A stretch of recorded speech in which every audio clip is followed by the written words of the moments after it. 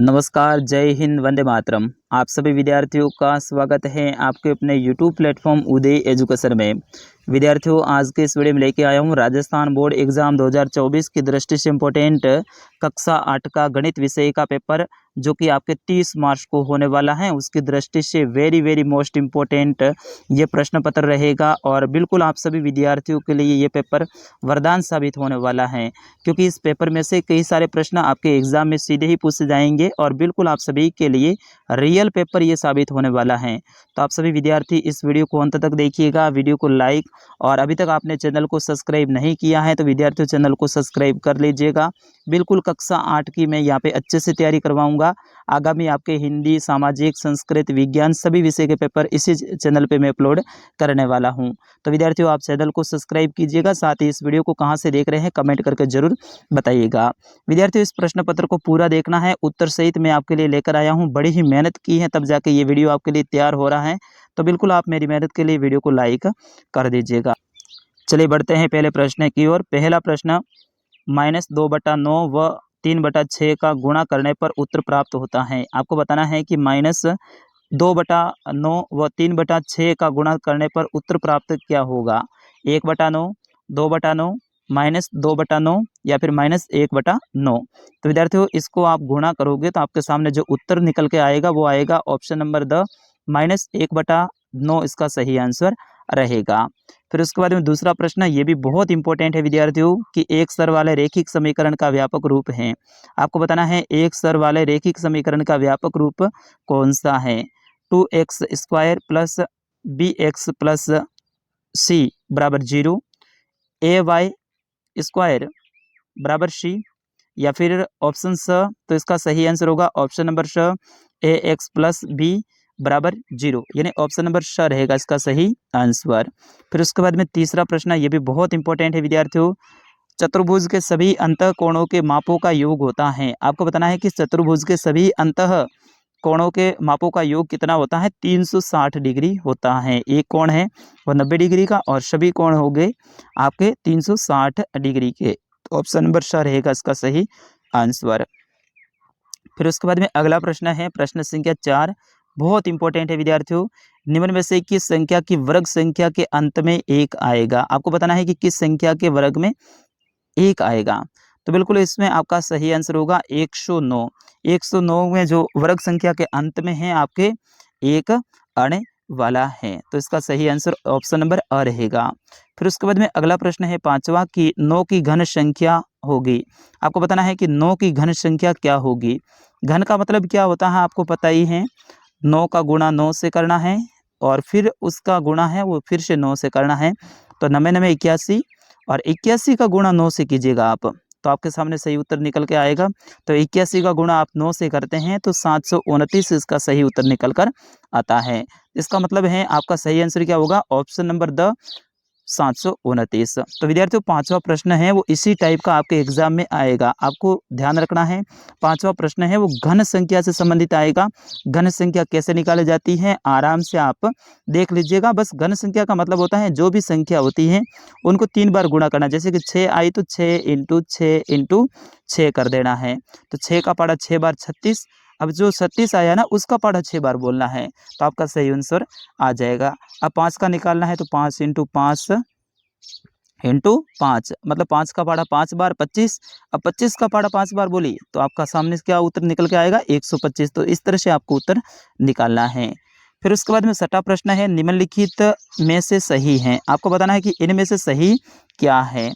तो इसमें सही है वो आपका ऑप्शन ब में दे रखा है, बट्टा बराबर अंकित मूल्य माइनस विक्रय मूल्य, यहाँ पे प्लस नहीं होता है, ठीक है ना, अंकित मूल्य माइनस विक्रय मूल्य। तो आपका ऑप्शन नंबर ब इसका सही आंसर रहेगा। फिर उसके बाद में सातवां प्रश्न है, निम्नलिखित में से कौन सा द्विपदीय व्यंजक है। आपको बताना है कि इनमें से कौन सा द्विपदीय व्यंजक है। तो इसमें विद्यार्थियों ऑप्शन ब में दे रखा है 5 - 3xy, ये क्या है, द्विपदीय व्यंजक है। तो ऑप्शन नंबर ब रहेगा इसका सही आंसर। फिर उसके बाद में आठवां प्रश्न है, 4 की घात 9 इंटू 4 की घात 3 का घातांक रूप होगा। तो इनको क्या करना है, आपको जोड़ देना है, ठीक है ना। जैसे कि 4 है तो 4 को कॉमन ले लो और इनकी घात कितनी है 9 और 3 इनको जोड़ दो तो 9 और 3 कितना होता है 12 होता है। तो 4 की घात 12 जहाँ पे लिखा हुआ वो आपका सही आंसर होगा, जो कि ऑप्शन नंबर श में दे रखा है। तो इसका सही आंसर क्या होगा, ऑप्शन नंबर स। तो विद्यार्थियों इसी तरह से आपको हल करना है, बस दिमाग का यूज करना है। संख्या जरूर अलग आ सकती है पेपर में, लेकिन आपको संख्याओं को कैसे हल करना है वो आपको समझना जरूरी है। विद्यार्थियों इतनी मेहनत के साथ में मैं आपके लिए वीडियो तैयार कर रहा हूँ, तो मेरी मेहनत के लिए आप वीडियो को लाइक और चैनल को सब्सक्राइब जरूर कर दीजिएगा, साथ ही वीडियो को अंत तक देखिएगा। बस मुझे आपसे यही चाहिए कि आप वीडियो को अंत तक देखें, अच्छे से पूरे पेपर को समझें और आप परीक्षा में 80 में से 80 नंबर पूरे लेकर आए। बस इतना आप काम करते हैं तो मैं खुश हूँ आपसे। चलिए उसके बाद में अगला प्रश्न है, निम्नलिखित में गुणन के अंतर्गत उपयोग किए गए गुण धर्म का नाम लिखिए। ये जो संख्या है -13/17 इंटू -2/7 बराबर -2/60 इंटू 13/17, तो इसमें कौन सा लगा हुआ है, तो गुणन का क्रम विनिमयता जो नियम है वो लगा हुआ है, क्रम विनिमयता जो नियम है वो लगा हुआ है।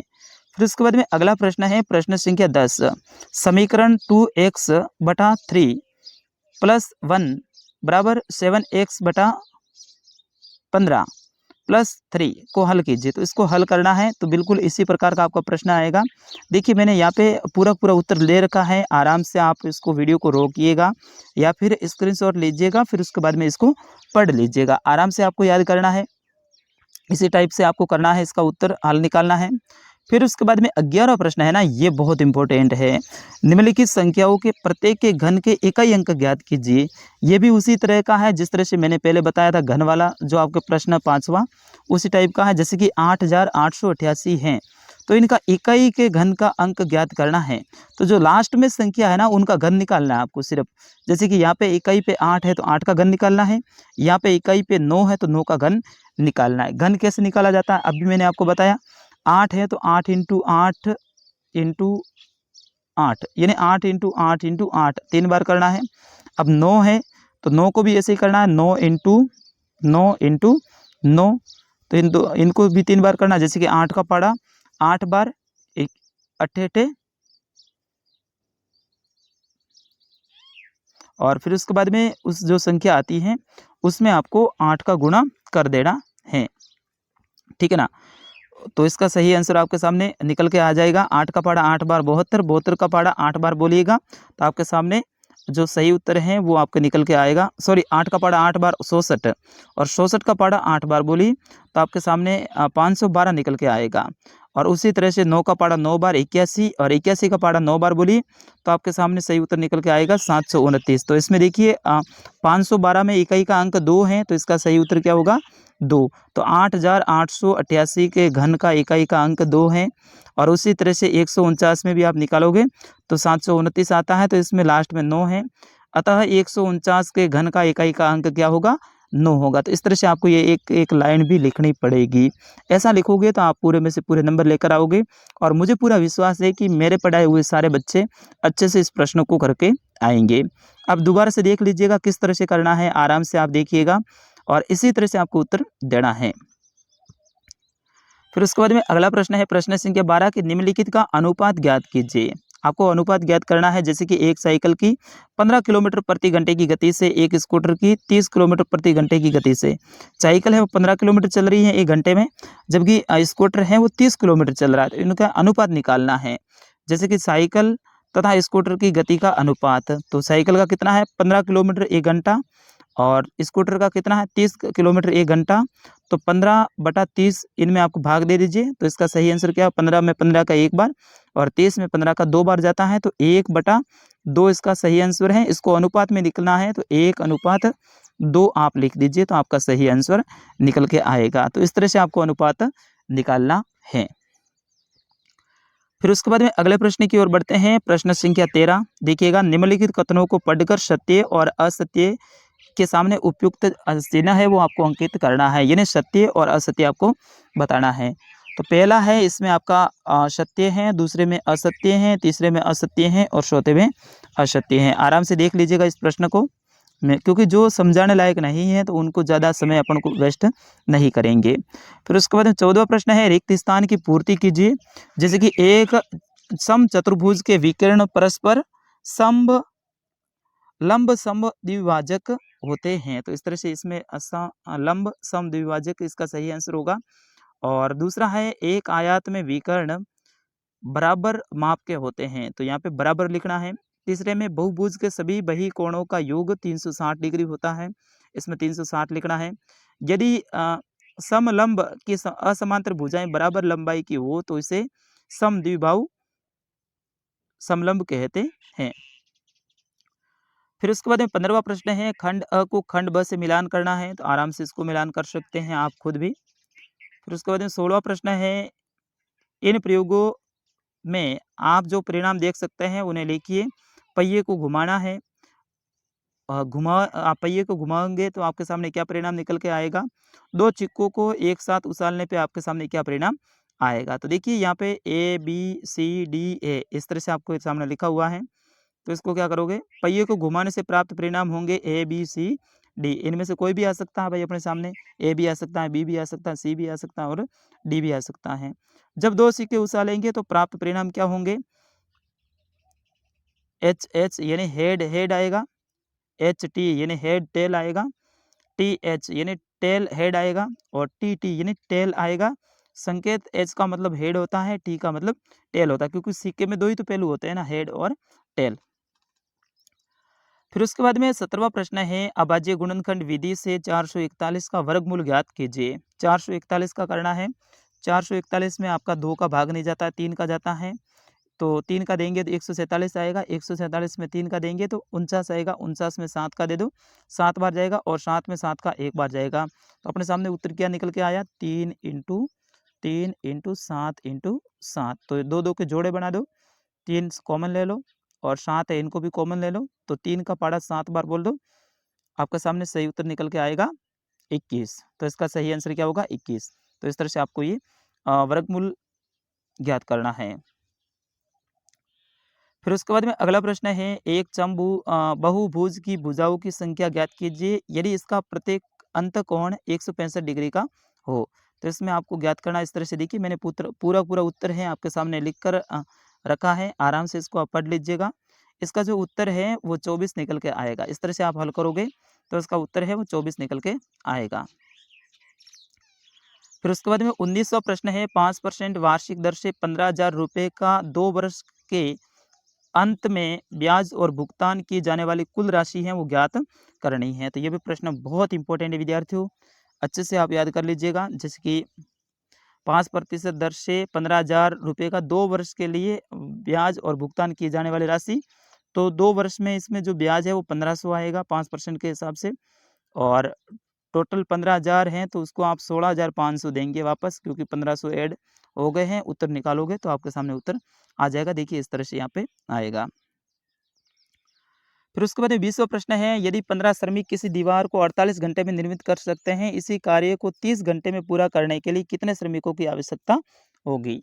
यानी 15 मजदूर हैं, वो कोई दीवार है वो 48 घंटे यानी 2 दिन में पूरा करते हैं, उसी दीवार को आपको 30 घंटों में पूरा करना है, तो कितने मजदूर लगाने पड़ेंगे। तो इसमें आपको 24 मजदूर लगाने पड़ेंगे। तो यहाँ पे उत्तर आपके सामने 24 आएगा। इस तरह से आप निकालिएगा इसमें। फिर उसके बाद में अगला प्रश्न है, x/2 माइनस 1/5 बराबर x/3 प्लस 1/4 को हल कीजिए और अपने उत्तर की जांच कीजिए। तो इसको भी अच्छे से आपको याद करना है, इसी टाइप का प्रश्न आने वाला है। पहले मैंने वीडियो बनाया था, उसमें इस प्रश्न को मैंने अच्छे से समझा दिया है, उस वीडियो को भी आप जरूर देख लीजिएगा। फिर उसके बाद में 22वां प्रश्न है, निम्नलिखित सूचना को दर्शाने वाला एक पाई चार्ट है वो आपको बनाना है। इस तरह से आपको पाई चार्ट बनाना, देखिए मैंने यहाँ पे बनाया है same to same pie chart. जब भी प्रश्न आए तो पाई चार्ट का मतलब ऐसा ही होता है, गोल घेरा। इसमें आपको उत्तर निकालना है, टोटल संख्या है उसमें 360 से गुणा कर देना है, तो आपके सामने पाई चार्ट का जो उत्तर है प्रत्येक का कोण आपके सामने निकल के आ जाएगा। फिर उसके बाद में 23 से लेकर 25 यानी 3 प्रश्न आपके निबंधात्मक हैं, 8-8 नंबर के प्रश्न आएंगे, तो ध्यान रखना, इसको अच्छे से याद करना है। निम्नलिखित व्यंजकों के गुणनखंड ज्ञात कीजिए। 7x - 42, 6p - 12 क्यू, और फिर उसके बाद में 7a स्क्वायर प्लस 14a और -14 16z प्लस 20z क्यूब। तो इसको आपको ज्ञात करना है। तो ये समीकरण आपके लिए बहुत इंपॉर्टेंट रहेंगे, अच्छे से याद कर लीजिएगा कैसे हल किया जाता है इसको। फिर उसके बाद में 14वां प्रश्न है, निम्नलिखित को हल कीजिए। ये 14वां प्रश्न इस तरह से आएगा, आराम से याद कर लीजिएगा आप। और फिर उसके बाद में 15वां प्रश्न है ना, इस टाइप का आएगा और बहुत ही इंपॉर्टेंट रहेगा। उपयुक्त पैमानों का प्रयोग करते हुए निम्न तालिका में दी गई राशियों के लिए आलेख बनाइए। कार द्वारा तय की गई दूरी, जैसे कि दूरी है वो किलोमीटर में है। 6 बजे 40 किलोमीटर, 7 बजे 80 किलोमीटर, 8 बजे 120 किलोमीटर और 9 बजे है वो 160 किलोमीटर तक, यानी प्रत्येक 1 घंटे में है वो 40 किलोमीटर चल रहा है। तो इसमें आपको ये उत्तर देना है। ये प्रश्न बहुत इंपॉर्टेंट रहेगा। विद्यार्थियों, पूरा पेपर मैंने आपको बताया है, इसी टाइप का आपके पेपर आने वाला है। आगे भी मैं आपके गणित के पेपर भी अपलोड करूँगा, इसके साथ ही सामाजिक विज्ञान और हिंदी, संस्कृत के पेपर भी अपलोड करने वाला हूँ। सभी विषय के पेपर देखने के लिए आप चैनल को सब्सक्राइब करें, वीडियो को ज़्यादा से ज़्यादा शेयर करें। वीडियो और मेरी मेहनत है आपको कैसी लगी, आप ज़रूर लाइक करके और कमेंट करके बताएँ मुझे। फिलहाल के लिए इस वीडियो में इतना ही, मिलते हैं अगले वीडियो में, तब तक के लिए मुझे आज्ञा दीजिएगा। नमस्कार, जय हिंद, वंदे मातरम।